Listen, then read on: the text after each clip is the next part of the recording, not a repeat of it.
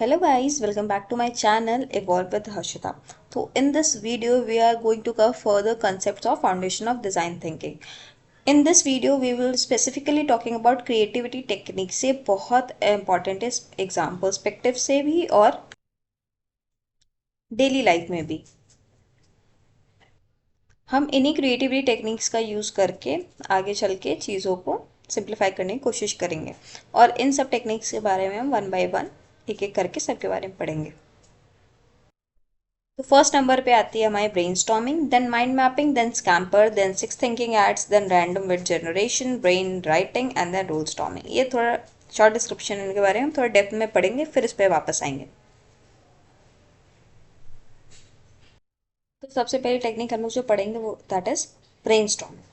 Brainstorming एक वो creativity technique है वेयर इंडिविजुअल्स और group quickly generate many ideas about a problem without judging और क्रिटिसाइजिंग एनी आइडिया। ठीक है, इसका मेन पर्पस होता है कि आप फ्रीली थिंक करो विदाउट फियर ऑफ कि कोई आपको जज कर रहा है, और जितने ज़्यादा से ज़्यादा आइडियाज़ हो सकते हैं वो जनरेट करो। ठीक है, अनयूजुअल सॉल्यूशंस भी एक्सेप्ट किए जाते हैं, हर एक आइडिया को स्पेस दी जाती है, प्रॉब्लम स्टेट कर दी जाती है क्लियरली। इसका प्रोसीजर हम लोग देखते हैं कि हाउ इट वर्क्स। तो सबसे पहले जो भी प्रॉब्लम हो दैट इज स्टेटेड क्लियरली। ठीक है, एवरीवन सजेस्ट आइडिया फ्रीली, सब लोग अपने सजेशंस देते हैं। किसी then no idea is rejected और क्रिटिसाइज्ड, किसी भी आइडिया को रिजेक्ट या फिर क्रिटिसाइज या जज नहीं किया जाता है। सारे आइडियाज़ को रिकॉर्ड किया जाता है, फिर बेस्ट आइडियाज़ होते हैं उनको बाद में सिलेक्ट किया जाता है। जैसे कि एक मार्केटिंग टीम है, उनको प्रमोट करना है अपना कोई न्यू प्रोडक्ट। ठीक है, तो वो ब्रेन स्टॉर्मिंग आइडियाज़ लाएंगे बहुत सारे लोग, जैसे कि सोशल मीडिया एड्स हो गया, influencer collaboration, flash sales, campus events, giveaways, festive discounts, without judging which idea is good और बैड। ठीक है, तो सब आइडियाज़ को एक स्पेस दी जाती है। ठीक है, this open sharing leads to innovative marketing strategies.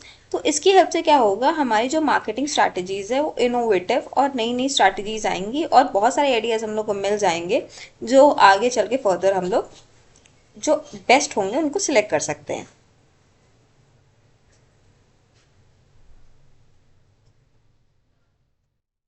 Next technique is mind mapping. Mind mapping एक विजुअल क्रिएटिविटी टेक्निक है। इसमें क्या करते हो, आप अपने आइडिया को बीच में लिखते हो, फिर उससे खूब सारी ब्रांचेस निकालते हो और उसके रिलेटेड जो भी आइडियाज़ या जो भी टॉपिक्स है या सब टॉपिक्स है उनको लिखते हो।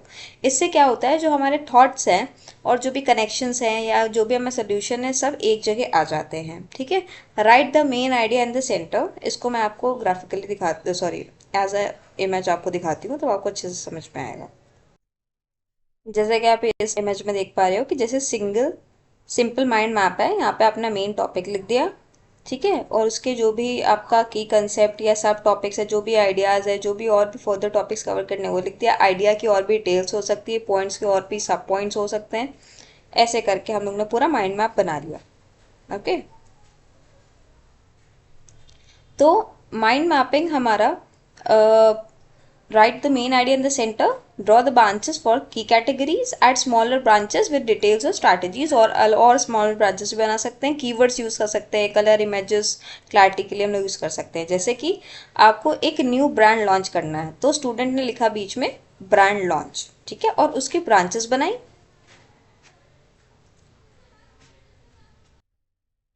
और उन ब्रांचेस में लिखा target market, pricing, advertising, distribution.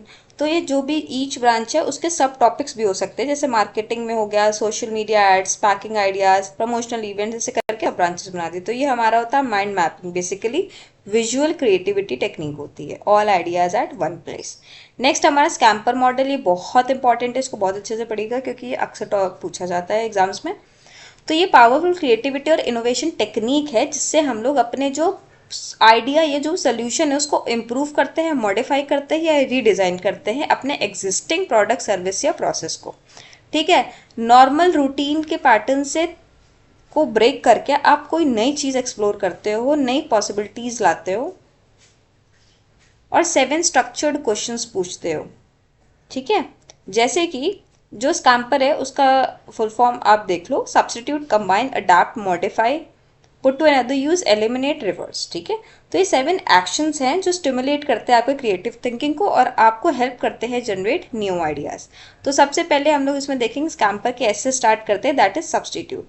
Substitute मतलब कि जैसे कि हम लोग को पता है सब्सटीट्यूट मतलब क्या होता है कि किसी चीज़ को या किसी पार्ट को किसी से रिप्लेस कर देना, replacing a part of the product with another to improve quality या कॉस्ट रिड्यूस करना या सस्टेनेबिलिटी को बढ़ाने के लिए हम लोग ने एक पार्ट को रिप्लेस कर दिया।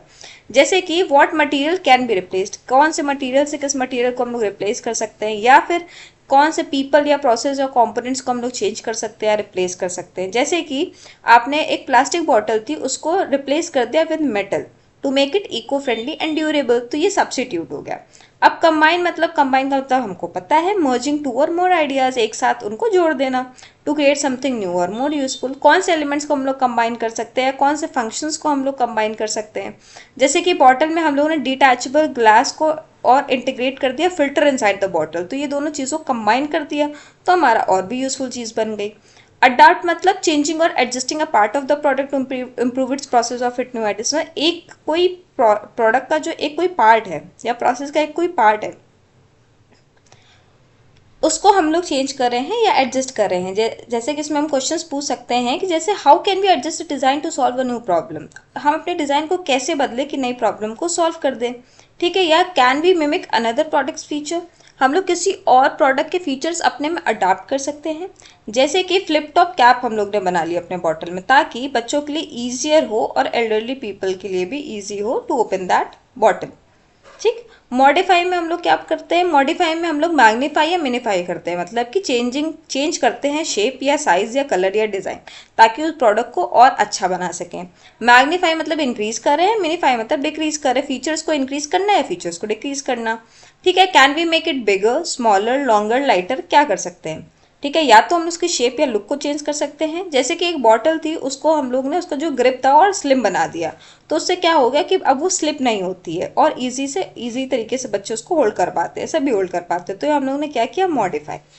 पुट टू अनदर यूज मतलब कि using the product for new purpose, new market और न्यू ऑडियंस, मतलब कोई हमारे प्रोडक्ट से कुछ ऐसी ही प्रॉब्लम सॉल्व हो गई जो एकदम न्यू है मार्केट में, ठीक है। जैसे कि हम लोग क्वेश्चंस पूछ सकते हैं what else this product can be used, इस प्रोडक्ट को हम लोग और कहाँ कहाँ यूज़ कर सकते हैं, ठीक है। कैन इट सर्व मल्टीपर्पसेस, क्या ये मल्टीपर्पस हो सकता है और भी चीज़ों में यूज़ करा सकता है। तो हम लोग ने अपने बॉटल में एक मेजरिंग कप दे दिया, जैसे कि आप कुक कर रहे हो या for you trekking your daily water intake, तो हम लोग मेजरिंग कप दे दिया। तो ये क्या हम लोग ने किया, put to another use from the same product which we had.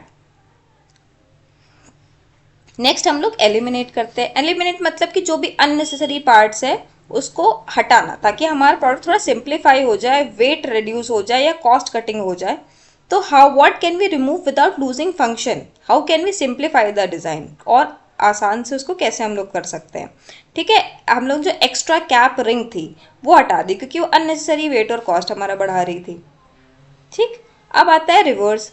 Reverse मतलब कि रीअरेंज, रिवर्स मतलब कि कह सकते हैं आप चेंजिंग द ऑर्डर और डायरेक्शन, मतलब पूरा ऑर्डर या पूरा डायरेक्शन ही चेंज कर देना चीज़ों का। जैसे कि जो प्रोडक्ट का या प्रोसेस का जो डिज़ाइन हो पूरा चेंज कर देना, या rearranging part can lead to new ways of using product. जैसे कि क्या अगर हम लोग इस पूरे प्रोसेस को रिवर्स करते हैं तो क्या फ़र्क पड़ेगा, क्या हम लोग ऑर्डर जो स्टेप्स हैं ऑर्डर ऑफ स्टेप्स, क्या हम लोग उसको रिवर्स कर सकते हैं। जैसे कि reverse the bottle opening direction to rearrange the cap to make pouring and cleaning easier. तो हम लोग ने बॉटल ऊपर की जगह नीचे से रीअरेंज करके कुछ देखा ताकि हमारा और अच्छे से काम हो पाए, तो इसको पूरा रिवर्स कर दिया। तो ये बेसिकली स्कैम्पर हमारा टेक्निक हो गया, ठीक है। जैसे कि हम लोग ने बॉटल का देखा एग्जाम्पल, उसको हम तुरंत जल्दी से देख लेते हैं। सब्स्टिट्यूट में हम लोग ने सब्स्टिट्यूट कर दिया प्लास्टिक को विद मेटल। कंबाइन में हम लोग ने बॉटल को डिटैचेबल ग्लास के साथ कंबाइन कर दिया। अडाप्ट में हम लोग ने अडाप्ट किया फ्लिप टॉप प्लेट बाहर से आइडिया, उसको अपने में एनहांस किया। मॉडिफाई में हम लोग ने शेप चेंज कर दी for better grip. Put to use में बॉटल को हम लोग ने as a measuring cup use कर लिया। एलिमिनेट में हम लोगों ने जो अननेसेसरी कैपरिंग थी उसको हटा दिया। रिवर्स में हम लोग ने ओपनिंग डायरेक्शन को रिवर्स कर दिया। तो इसकी हेल्प से हमारा एक न्यू और इनोवेटिव बॉटल डिज़ाइन रेडी होकर तैयार है।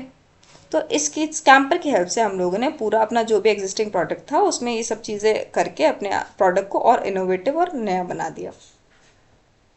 तो हम लोग ये पढ़ते हैं कि स्कैम्पर यूजफुल क्यों है। स्कैम्पर इसलिए यूजफुल है क्योंकि out of the box thinking को इनकरेज करता है। आप ऑर्डिनरी नहीं सोच रहे हो, आप थोड़ा आउट ऑफ द बॉक्स अलग लेके आ रहे हो आइडिया, ठीक है।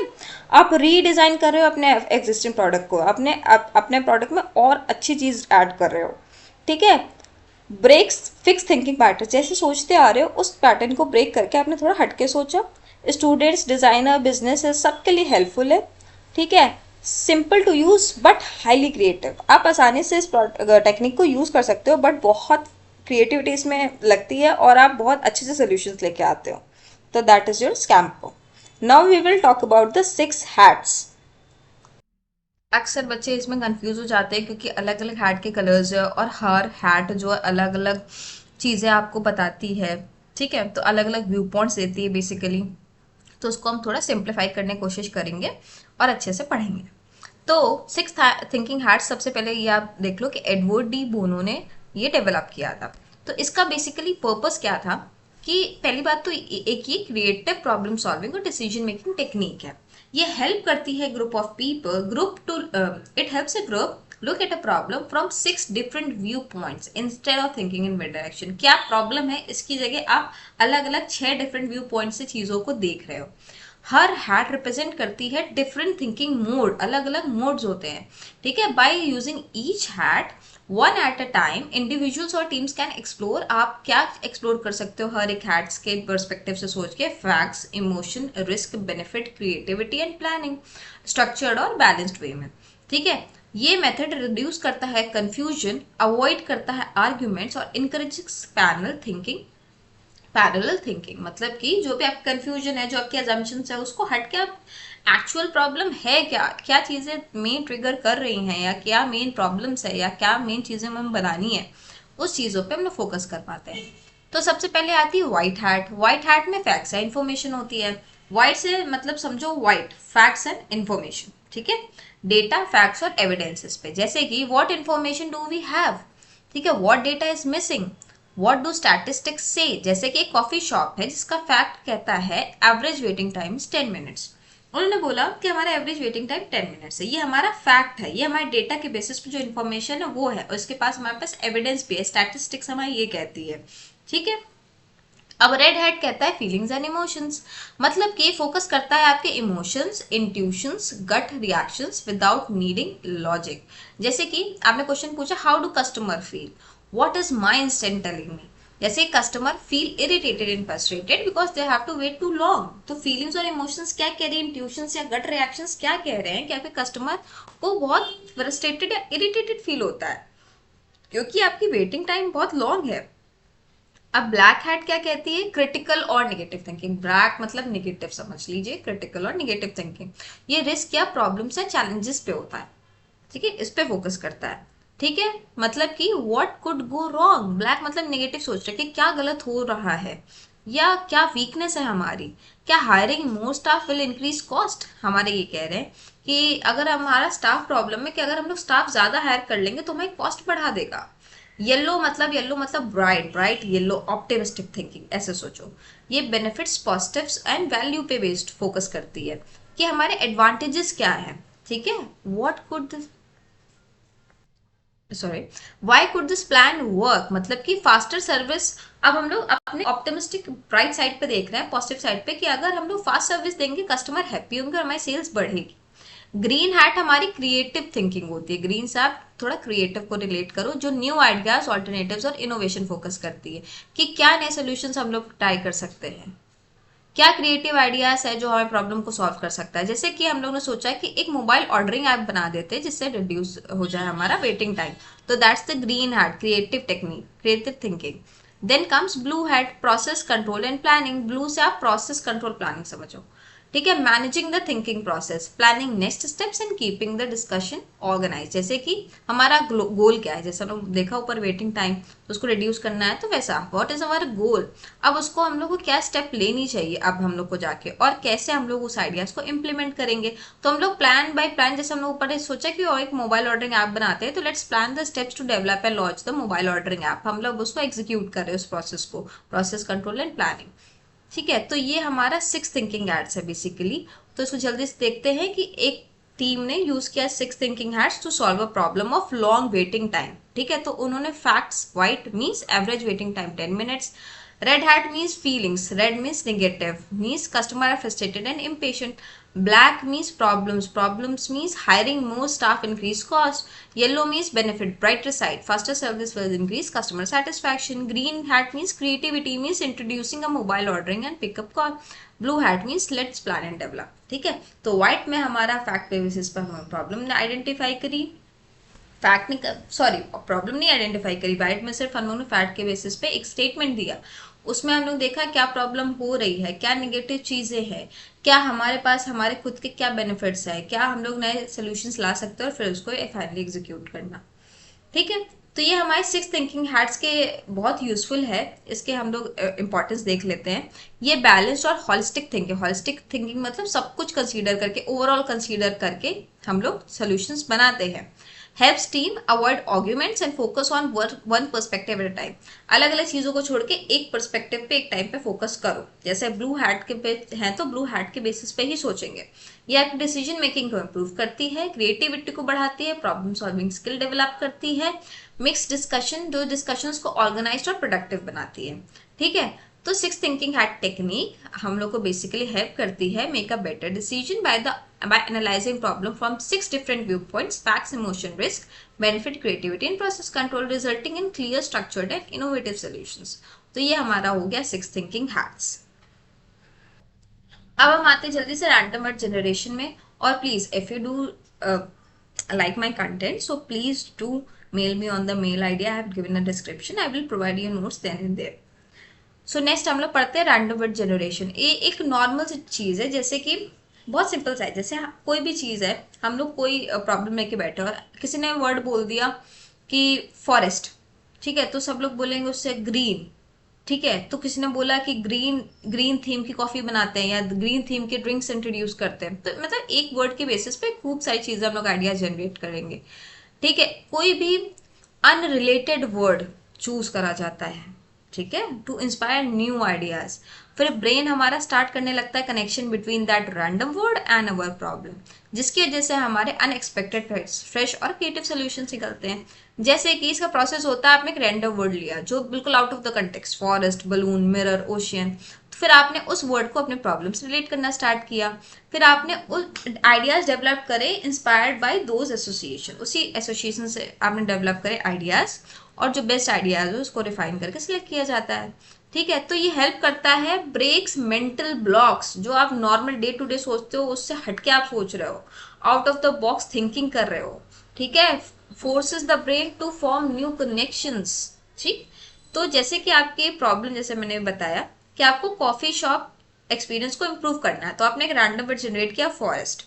ठीक, अब एसोसिएशन एंड आइडियाज में सब लोग ने ग्रीन में क्या बोला कि नेचुरल डेकोर ला दो, प्लांट्स, वुडन सीटिंग, किसी ने बोला सर्व कर दो forest theme drinks, herbal, green beverages, किसी ने बोला इको फ्रेंडली पैकेजिंग कर दो, किसी ने बोला सूदिंग फॉरेस्ट साउंड इफेक्ट्स दे देते हैं। तो ये फॉरेस्ट से जो है इतने सारे आइडियाज हमारे जनरेट हुए हैं। तो random word triggers creativity, nature inspired ideas, तो ये है हमारा रैंडम वर्ड जनरेशन।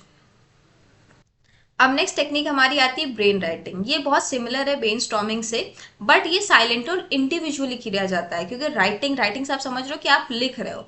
पार्टिसिपेंट्स अपने आइडियाज को लिखते हैं पेपर में instead of speaking them out loud. ठीक, इसमें क्या होता है, एक पर्सन को एक शीट ऑफ पेपर दिया जाता है, उसमें उसको 3 to 5 आइडिया साइलेंटली लिखने होते हैं, फिर पेपर पास किया जाता है नेक्स्ट पर्सन में। तो जो दूसरा पर्सन है वो उन्हीं आइडियाज को आगे भी मतलब कैरी ऑन करके अपनी चीज़ें ऐड ऑन कर सकता है या नए आइडियाज भी लिख सकता है, और इसके खूब सारे राउंड्स कंडक्ट किए जाते हैं। उसके बाद सारे आइडियाज को कलेक्ट करके इवेल्युएट किया जाता है, और जो बेस्ट आइडिया होता है उसको सिलेक्ट कर लिया जाता है।